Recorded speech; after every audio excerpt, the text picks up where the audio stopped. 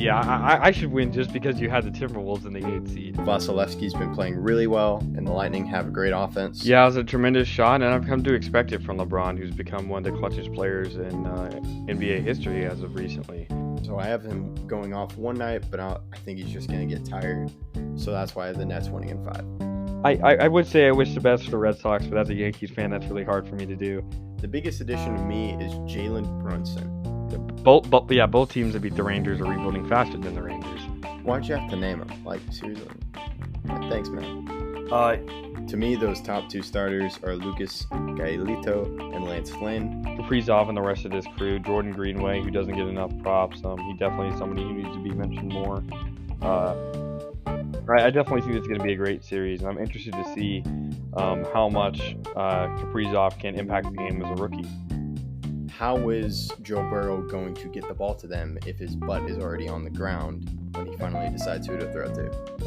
Aaron Rodgers is Aaron Rodgers, and that's all I have to say. He's still a top 5 quarterback in this league, and there's nothing really anyone can do about it. All I could think of was Dame. I don't think they will. If they don't have Anthony Davis, I'm saying it right now, if Anthony Davis is out for the playoffs, they don't make it out of the first round. And then I want to talk about the Fernando Tatis extension, because that really surprised me.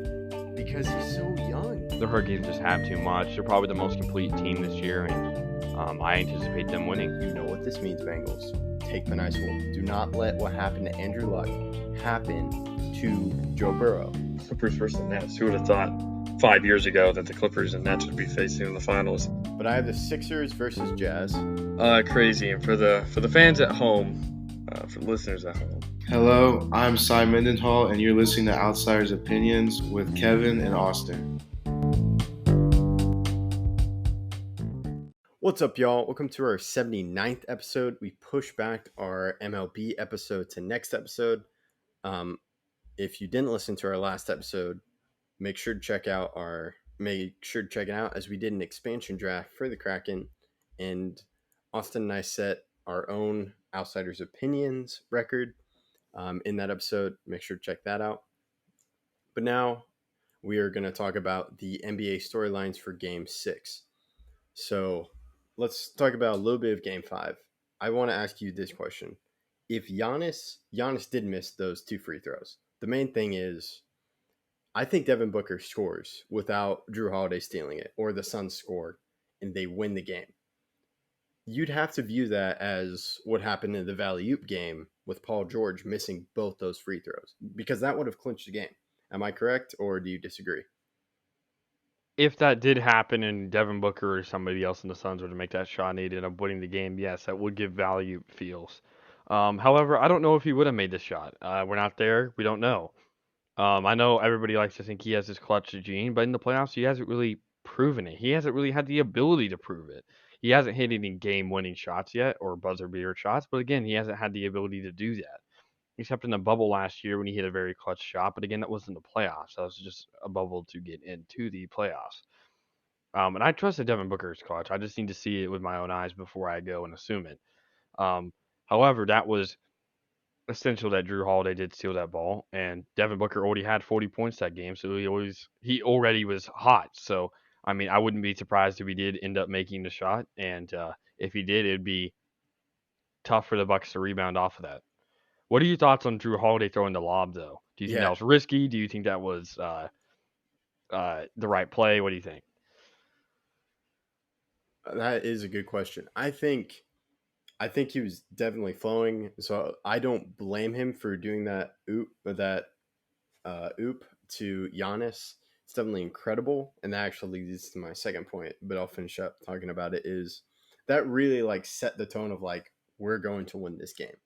So I kind of saw it, but if it doesn't work out, it could be bad. That's another what if scenario. And then that leads me to my next point is everything I saw on ESPN is what a dunk by Giannis.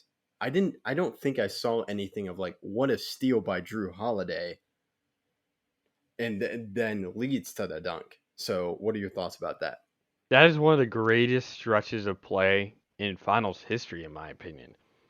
From Devin Booker getting the ball to Drew Holiday stealing it to throwing an insane lob. Every part of that play had to work out, and it did. there's no trust. I know that Giannis missed the free throw afterwards, and that definitely would have put him back in a bad spot if he had missed both free throws, if he had missed a lob. Because Chris Paul, I think that should be a flagrant on Chris Paul. If a guy's going up for a lob, you cannot push him out. You cannot just, as a risky play, if Giannis would have hurt himself there, I feel like it would have been a flagrant, but because it's Chris Paul, because it's the end of the game, they didn't call it. Um, I would not have thrown the lob fouls, Drew Holiday, but again, you're in the heat of the moment, and that's a LeBron-esque lob. That's J.R. Smith to LeBron lob. That was a lob that we're winning this game. Even though that was in the third quarter against the Warriors, we knew, or at least I knew, they're winning this game. Not only are they blowing them out, but that lob puts a stamp on it. The Milwaukee got their own value. I mean, it's both are as important to the run as the other, and now the Bucks have a chance to win it at home. Yeah, and the last time they were in the finals was 74, but the last time they won was 71, and that's about, it has to be 50 years. I don't know where I've been getting 30 to 40 years from the ESPN broadcast, but that'd be 50 years since their last win, which would Yes, be exactly incredible. 50. Yeah. Yeah, so And thank you, Bucks, for sorry to the easy math. interrupt, but it was 50 years between the Warriors championships. They won the 75. No, it's 40 years. They won 75, and then they won 2015. 40 years, perfectly. Interesting. So you do get some rare instances, and that goes into our storyline as no one has the rings. Jay Crowder has made an appearance, which was last year, and then talk about Giannis. You mentioned LeBron. Giannis is in his 8th season. Jordan 7th season when he got his first ring, and now and then LeBron with his 9th with the super team with the Heat the year after they lost to the Mavericks. So that's just incredible as Giannis has gotten 2 MVPs, and Jordan had 2 MVP, at least 2 MVPs before he won the championship, right? And he had a scoring title. Yeah, definitely, no doubt, no doubt. He also had multiple scoring titles. I think he had his Defensive Player of the Year before that. It's 87, 88, I believe. So yeah, he had already established himself as a great player. I saw a lot of people saying that Giannis is a power forward, and a lot of people comparing him to Tim Duncan. Tim Duncan already has 2 championships, and while Tim Duncan did win a championship earlier in his career, I could see, especially with how Giannis is progressing, a dynasty building. They have Chris Middleton, they have Pat Connaughton, who's a young player, they have Dante DiVincenzo, who's probably their best defender, who's out right now. I mean, they have a lot of talent, and sometimes the first step to a dynasty is just winning one. And I know that seems like obviously you have to win one to be a dynasty, but they never had that winning mentality before. If you look at the Spurs, they had won nothing. They had no championships, and then they just go out and they start winning. And that winning mentality stays with them all the way until Tim Duncan retires. So it's just winning that one that can get you springboarded into multiple championships and multiple opportunities. Yeah, that's a great point. The Bulls, they hadn't won till Phil Jackson and Jordan in his 7th year. And I am very curious what the storylines were around Jordan when he's getting those scoring titles, the Defensive Player of the Year, the MVP, but no ring. Because that's something we've heard a lot. Like, oh, he doesn't have a ring, so he's not. And then Jordan does Jordan things and becomes the legend of the GOAT. Um, so now Finals MVP. Right now, I think it is Giannis. I'm not sure there's an argument for Middleton because of Giannis's key blocks. There's one that's very similar to Jordan's. No, LeBron's. LeBron's, and then you have Giannis's own block, which is just a thing in the moment. Is that better than LeBron's block in Game 7 against the Warriors? The one against Skill Aiden? wise, maybe, but definitely not clutch wise. LeBron had to run a long ways and catch up to Iguodala, but Iguodala wasn't really moving that fast because he had to catch the pass from Curry. So both skill, both took a lot of skill, Both are and great. yeah, definitely both impacted the way the finals went. So I mean, I would say yes, but again, you really can't compare it. Both were insane, and both LeBron and Giannis set their team up for victory with blocks. So it's impressive to see. Yeah, so that's why I think Giannis gets it because of those blocks and some of the scoring he had to do, especially in game 4. Isn't that when he had that was his second 40-point game? Because game 3 he had 40 points. I believe Giannis already had 40 points in game 1 as well, I believe. Okay, but it wasn't consecutive, I'm checking right correct? now. Okay, I'll talk a little bit more. And then since we're talking about 40-point games, Devin Booker, you mentioned had 40 when we were talking about game 5, which marks the second time he has had 40 points and lost, and that's consecutive with Devin Booker. But did you find the stuff about Giannis and his 40-point games? Yeah, so I was wrong. He did not have 40 in his first game, but he did have 40 in game 2 and 3. So, yeah, and he didn't have 40 last night, but he did have 32 points. And this was the only game so far in the series that he did not have double-digit rebounds as well. So his first non-double-double game comes when he has 9 rebounds. So, still impressive. Yeah, and now we move on to Chris Paul. Chris Paul definitely has that key turnover. I think it's game 4, that key turnover. Um, Yeah,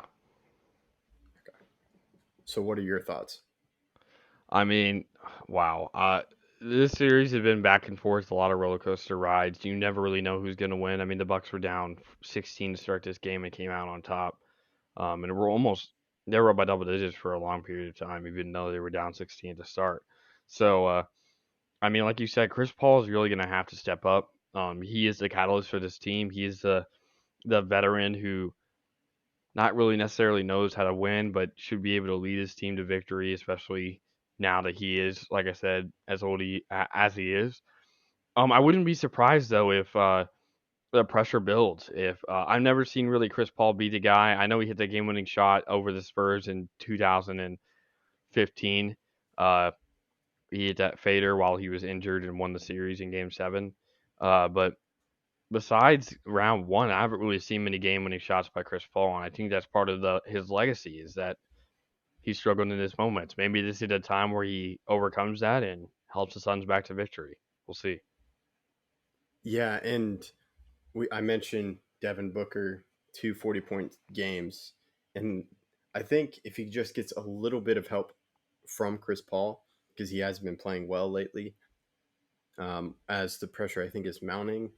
Um, that's why I think is the key thing to the Suns' loss because there isn't much outside of Devin Booker in those points. Like you have Bridges, you have Crowder and Aiton, but you're really missing Chris Paul's calming effect that he had earlier in the playoffs. I would like to compare this series to the Portland series, Portland versus Denver. If we saw Damian Lillard go off for 40 after 40 after 40 and put up the record for three pointers in the playoffs and all this and all that, but they lost. They lost the majority of those games that he put up those records. And I really think that's how the Bucks are playing. They're like, Devin Booker, you can score, but we're not letting anyone else be on their game. And when you have Giannis, Chris Middleton, Andrew Holiday all hot, you can't win with just one guy going off.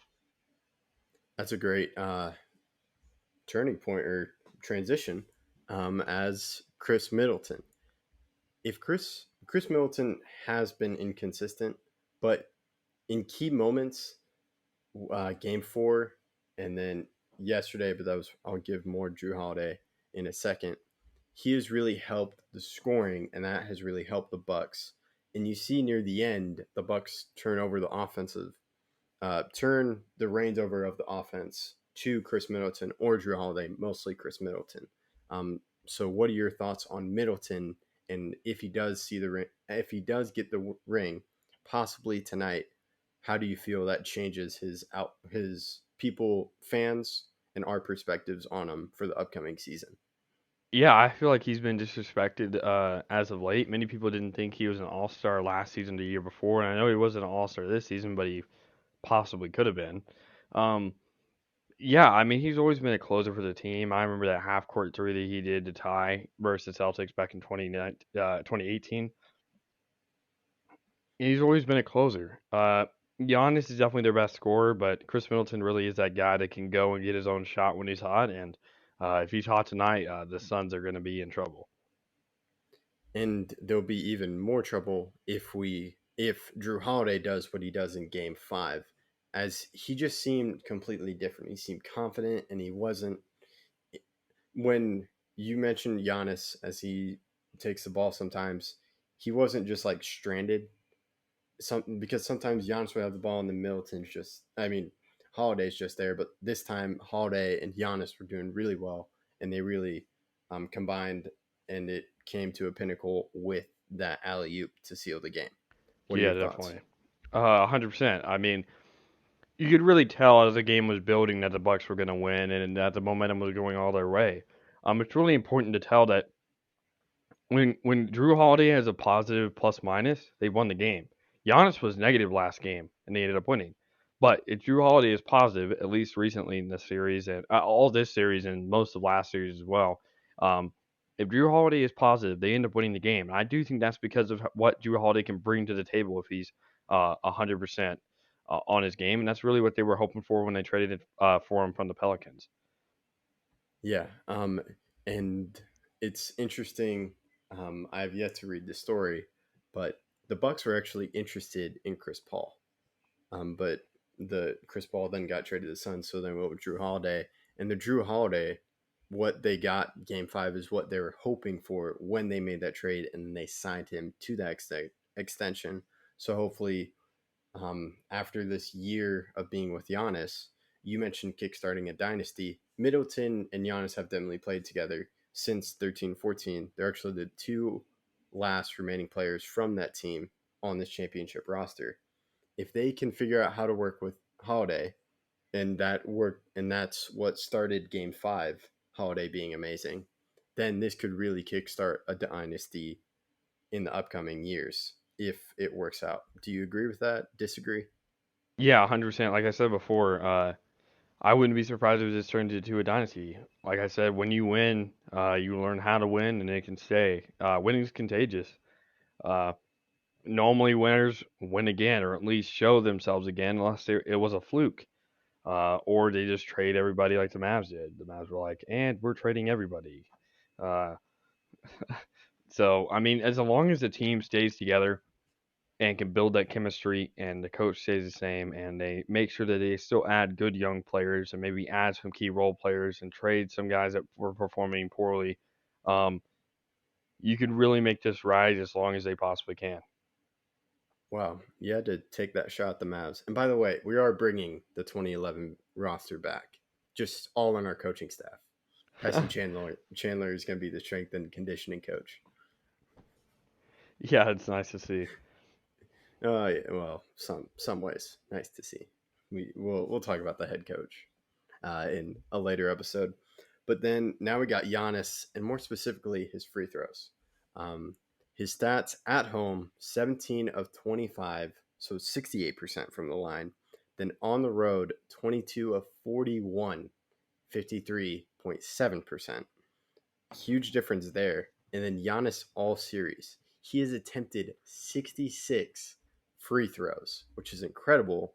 And he's only made 39 of them. So he's 59.1%. And that's just incredible. I'm going to give you, I'm going to see if you, this is right off the cuff stat.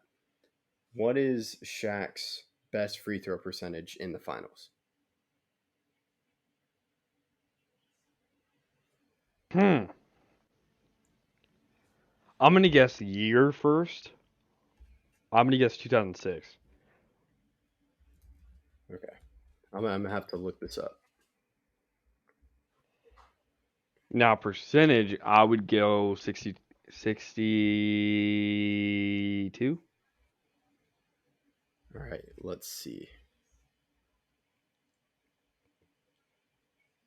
So 2006, his free throw percentage, In the just playoffs. in the playoffs, was 37 point 37.4. What was it in the Or finals? no. That was 2005, 2006. 2006 to 2007, his Well, free throw 2005, percentage 06 was was the year they made the finals. So okay. yeah, I was wrong. So what was his highest? So I'm just looking at playoffs. His free throw percentage was .472 in 04-05, but his best one looks to be 01-02 when he shot for the entirety of the playoffs .649. So almost I was close on the 65%, playoffs. I said 62. Yeah, for his highest. Wow. which is better than Giannis all series and Giannis on the road, but Giannis is better at home. And we talked about game 5, Giannis's free throws. How well do you think he does tonight? I think he shoots better than normal, better than the series percentage. I think he shoots. You can put this on the books. I bet he shoots over 60%, 60% or above. No way he shoots 50 or below. Okay, over 60%. 60% or above. Gotcha.